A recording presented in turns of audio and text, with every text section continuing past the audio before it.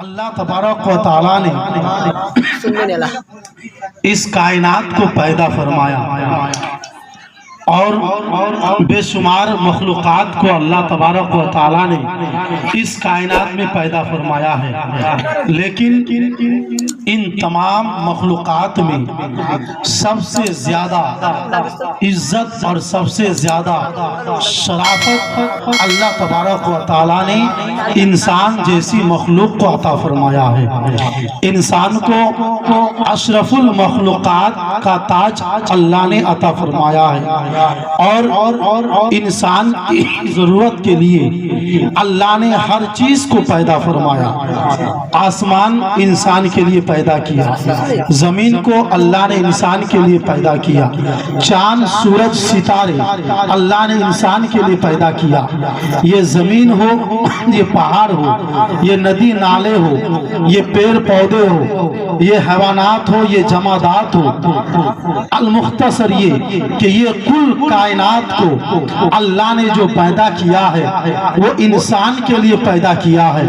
اللہ تبارک و تعالی قرآن پاک میں ارشاد فرماتا ہے کہ خلق لکم ما فی الارض جمیعا، کہ زمین کے اوپر جو کچھ بھی اللہ نے پیدا کیا ہے، خلق لکم، یہ انسان تمہارے فائدے کے لیے پیدا کیا ہے۔ گویا کہ آپ یہ سمجھیں کہ اللہ تبارک و تعالیٰ نے آسمان کو انسان کی خدمت کے لیے پیدا کیا گیا، زمین کو انسان کی خدمت کے لیے پیدا کیا گیا، چاند سورج کو انسان کی خدمت کے لیے پیدا کیا گیا، پیڑ پودے کو اللہ نے انسان کی خدمت کے لیے پیدا کیا۔ ہر چیز کو اللہ تبارک و تعالیٰ نے انسان کی خدمت کے لیے پیدا کیا ہے۔ اب سوال پیدا ہوتا ہے کہ مولا ہر چیز کو تو نے پیدا کیا ہے، انسان کی خدمت کے لیے پیدا کیا ہے، اب سوال پیدا ہوتا ہے کہ مولا تو انسان کو کس کے لیے پیدا کیا ہے؟ پوری کائنات کو انسان کی خدمت کے لیے، تو پھر انسان کو کس چیز کے لیے پیدا کیا ہے؟ انسان کو پیدا کرنے کا مقصد کیا ہے؟ انسان کو دنیا میں بھیجنے کا مقصد کیا ہے؟ انسان دنیا میں آیا کیوں ہے؟ تو اللہ اکبر، قرآن کہتا ہے کہ وما خلقت الجن والانس الا لیعبدون۔ قرآن کہتا ہے کہ اے انسان، تو پوچھتا ہے کہ انسان کو کس لیے پیدا کیا گیا؟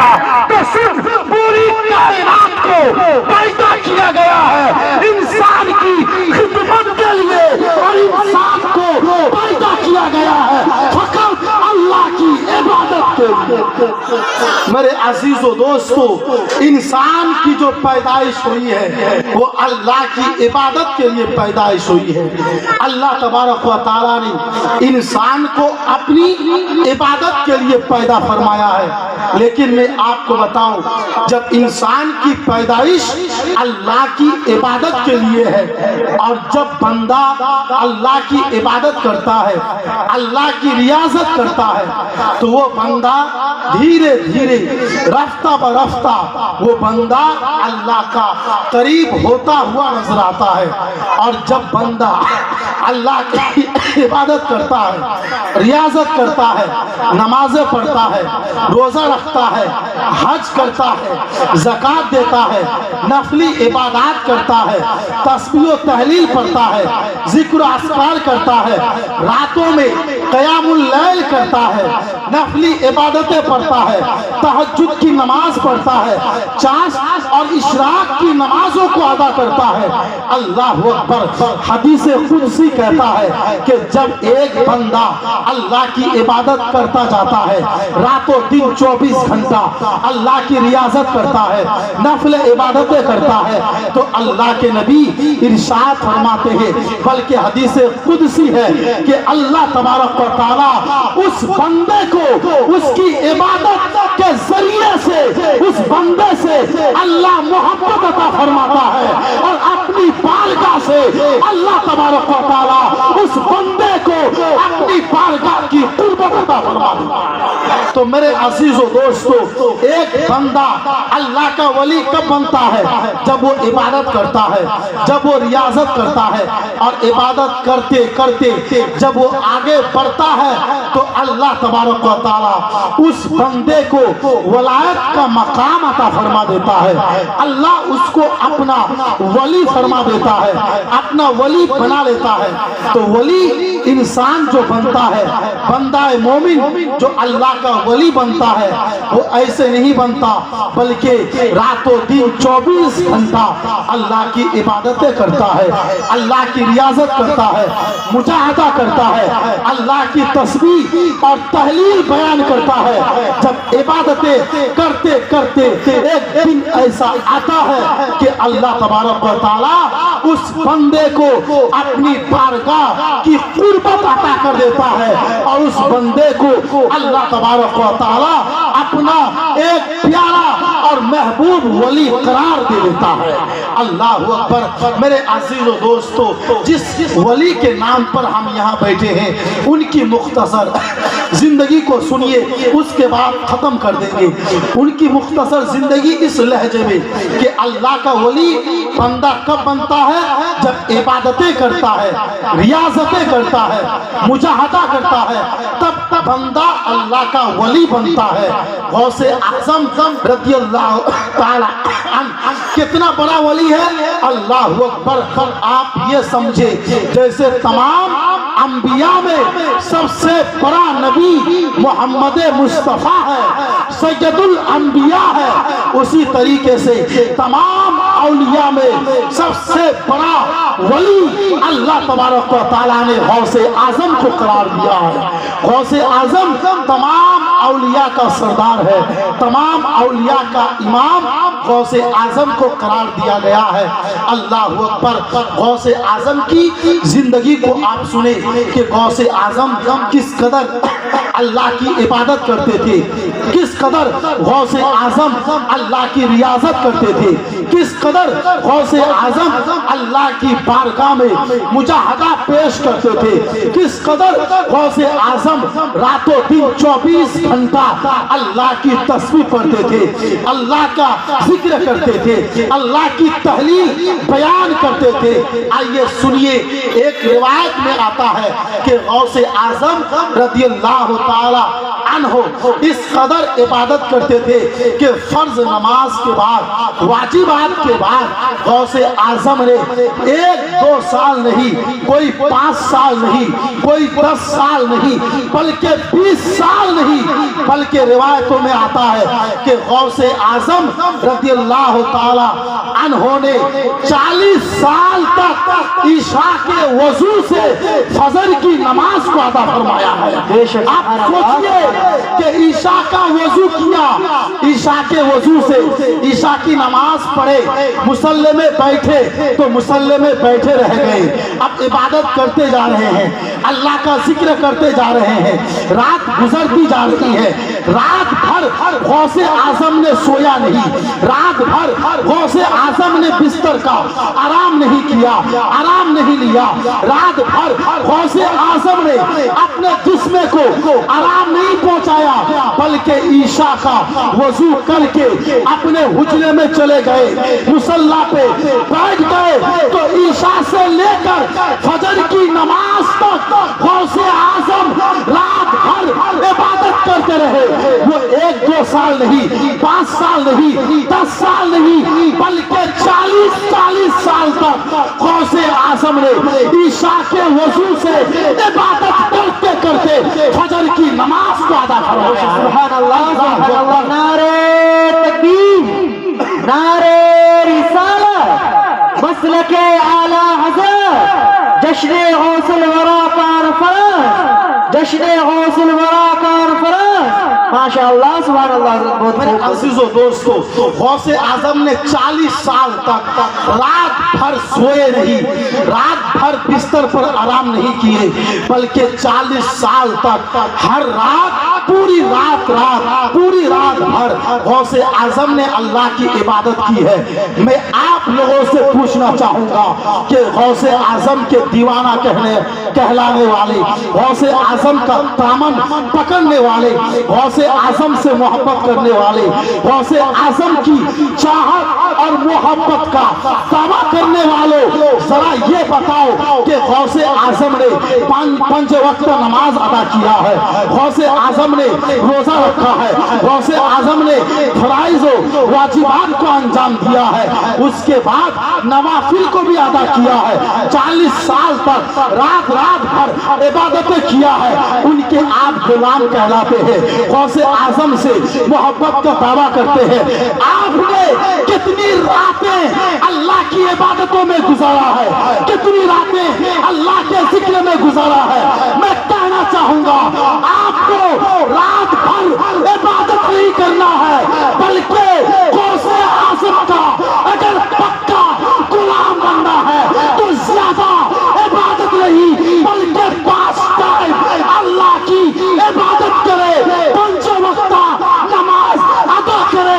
गौसे आजम आपकी गुलामी को पकड़ लेगा, कबूल कर लेगा और क़यामत के मैदान में जन्नत में दाखिल फरमाएगा। सुभान अल्लाह। बेशक नारे तकबीर, नारे रिसालत, मसलके आला हजरत, मसलके आला हजरत मौलाना उस्मान गनी साहब क़िबला मरकजी, माशाअल्लाह सुभान अल्लाह। मेरे अजीजों दोस्तों, जिस गौसे आजम के नाम पर यहाँ बैठे हैं, उस गौसे आजम ने 40 साल तक रात भर इबादत किया।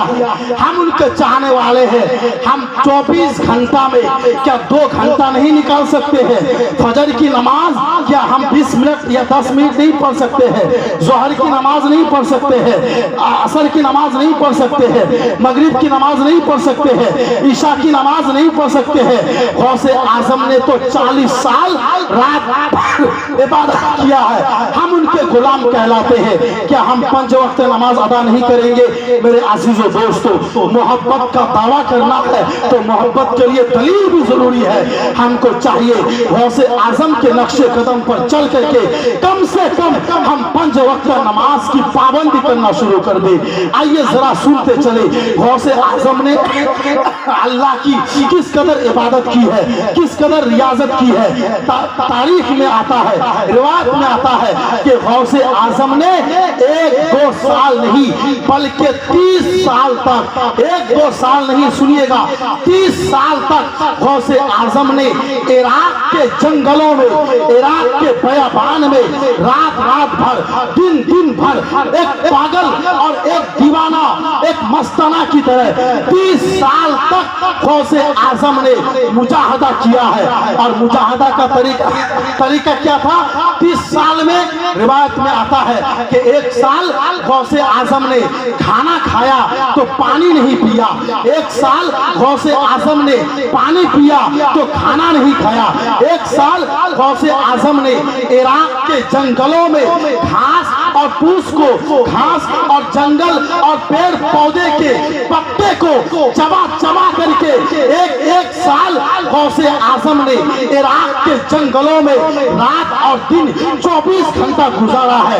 अपने नफ्स को मारा है, अपने नफ्स को तोड़ा है, अपने नफ्स को मिटाया है, अपने नफ्स की लज्जत को मिटाया है, अपनी ख्वाहिश को मिटाया है। मैं कहना चाहूंगा गौसे आजम ने 1-2 साल नहीं बल्कि 30 साल तक गौसे आजम ने जंगलों में रातों दिन 24 घंटा गुजारा है। अपने नफ्स को मारा है, अपने लज्जतों को मारा है, अपनी ख्वाहिश को मारा है। लेकिन हम मुसलमान हैं, गौसे आजम के गुलाम कहलाते हैं, लेकिन नफ्स के लिए हम गुनाह करते हैं, हम लज्जत के लिए हम पाप करते हैं, हम ख्वाहिशात के लिए हम गुनाहों में डूबते हुए नजर आते हैं। मैं कहना चाहूंगा कि गौसे आजम ने 30 साल तक जंगलों में रह करके अपने नफ्स को मारा है, तो हमको भी चाहिए कि उनका गुलाम बन करके अपने नफ्स को हम मारे, अपनी लज्जत को हम खत्म करें, अपनी ख्वाहिशात को खत्म करके हम गुनाहों से दूर रहे, हम पाप से दूर रहे, हम बुराइयों से दूर रहे, हम बुराइयों से दूर रहे, हम गलत चीजों से दूर रहे, शराब, जिना और सूदी और लॉटरी और दिगर लड़की बाजियों से हम दूर रहा करें, तब जाकर के हमारे ऊपर गौसे आजम का सदका अता किया जाएगा, तब जाकर के हमारी जिंदगी में गौसे आजम का अल्लाह तबारक व तआला सदका अता फरमाएगा। बेशक सुभान अल्लाह। बहुत आखिरी बात मैं बोल करके खत्म करता हूँ 2 मिनट में किबला। आखिरी बात यह है गौसे आजम की सीरत में से इस्लाह मुआशरा के तौर पर कि गौसे आजम ने 15 साल तक, ध्यान से सुनिएगा, 15 साल तक गौसे आजम ने रात में एक पैर पर खड़े होकर के गौसे आजम कुरान पाक को अल्हम्द शरीफ से शुरू करते थे और वन नास तक गौसे आजम पूरे कुरान को खत्म किया करते थे। एक पैर पर खड़े होकर के 1-2 साल नहीं बल्कि 15 साल तक लगातार हर रात गौसे आजम एक पैर पर खड़े होकर के पूरे कुरान पाक को पढ़ा करते थे। लेकिन अल्लाह अकबर, गौसे आजम के दीवानों का हाल तो ये है कि आपके इलाके में, आपके गांव में कितना घर है, लेकिन हर घर में अल्लाह का कुरान कलाम पाक मौजूद नहीं होगा। अगर किसी के घर में कुरान रखा है तो समझिए कि एक ताक में रखा हुआ है, गर्दो गुबार उस कुरान पर पड़ा हुआ है, न जाने कितने दिनों से कुरान को खोला नहीं गया, कुरान की तिलावत नहीं की गई। लेकिन गौसे आजम ने 15 साल तक लगातार एक पैर पर खड़े होकर के पूरे कुरान की तिलावत किया करते थे। लेकिन हमारा हाल यह है कि हम कुरान की तिलावत नहीं करते हैं, घरों में कुरान भी मौजूद नहीं है। लेकिन मैं एक सवाल करूं कि ये लोगों जरा बताओ कि आपके घरों में मोबाइल कितना रखा हुआ है, तो आप कहेंगे कि हमारे घर की बात तो छोड़िए हजरत, बल्कि हमारे घर में अगर 4 आदमी है तो 3 आदमी के पास एक बड़ा बड़ा सा मोबाइल होगा, एक एंड्रॉइड सेट होगा, 10,000 का होगा, 15,000 का होगा, 20,000 का होगा, 30,000 का मोबाइल हर घर मिलता है। लेकिन अल्लाह अकबर, हर घर में 500 रुपये का हदिया करके एक कुरान पाक मुसलमानों के घर में नजर नहीं आता है। गौसे आजम का दीवाना कहलाते हैं। गौसे आजम ने 15 साल एक पैर पर खड़े होकर के कुरान को खत्म किया था। लेकिन हम दीवाने हैं, हमारे घरों में मोबाइल तो मौजूद है, लेकिन अल्लाह का कलाम कुरान पाक 500 रुपया हदिया करके हम अपने घरों में नहीं रखते हैं। सोचिए कि हम इस्लाम से कितना दूर हो चुके हैं, हम कुरान से कितना दूर हो चुके हैं, हम अल्लाह से कितना दूर हो चुके हैं, हम रसूल से कितना दूर हो चुके हैं। मैं पैगाम देना चाहता हूँ कि लोगों को अगर कुछ करना है तो गौसे आजम की जिंदगी को मुताला करे, गौसे आजम की सीरत को पढ़े, कुरान की तिलावत करे, अल्लाह की इबादत करे। कसम है खुदा की कि ये दुनिया भी कामयाब हो जाएगी और कयामत का मैदान भी कामयाब हो जाएगा। बेशक सुभान अल्लाह। अल्लाह की बारगाह में दुआ करते हैं अल्लाह तबारक व तआला हम सबों को गौसे आजम की सच्ची मोहब्बत अता फरमाए, गौसे आजम के नक्शे कदम पर चलने की तौफीक अता फरमाए।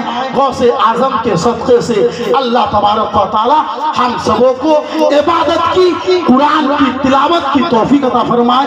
बोलने में कोई गलती हो अल्लाह माफ़ अता फरमाए। अस्तगफिरुल्लाह व मा अलैना इल्लल बलाग।